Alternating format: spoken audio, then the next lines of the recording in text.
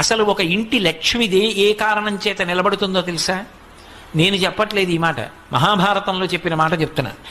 లక్ష్మీదేవి ఏ ఇంట స్థిర నివాసం ఉంటుంది అంటే, ఏ భార్య భర్త కీచులు అడుకోరో, అస్తమానం నింద చేసుకోరో. ఆయనకేం తెలుసండి, మా పుట్టింట్లో బోల్డన్ని పూజలు, కానీ ఆయనకేం తెలుసు? నన్ను చూసి నేను మా అత్తారింటికి వచ్చిన తర్వాత నమస్కారం పెట్టాలని నేర్చుకున్నారు అందనుకోండి. ఎందుకు ఆ పూజలన్నీ? ఈశ్వర స్వరూపుడైన భర్తను నింద చేసేదానికి. లక్ష్మీదేవి పూజ చేసి బయటికి వచ్చి భార్యని నింద చేశాడనుకోండి, ఎందుకు ఆ పూజ? నీ ఇంటి లక్ష్మి ఆవిడ సంతోషపడడానికి నువ్వు చేసిన లక్ష్మీ పూజ ఎవరికి పనికి వస్తుంది? వాళ్ళిద్దరూ ఉల్లాసంగా ఉన్నారనుకోండి, సంతోషంగా ఉన్నారనుకోండి, అంతకు మించిన లక్ష్మి ఇంకొకటి లేదు.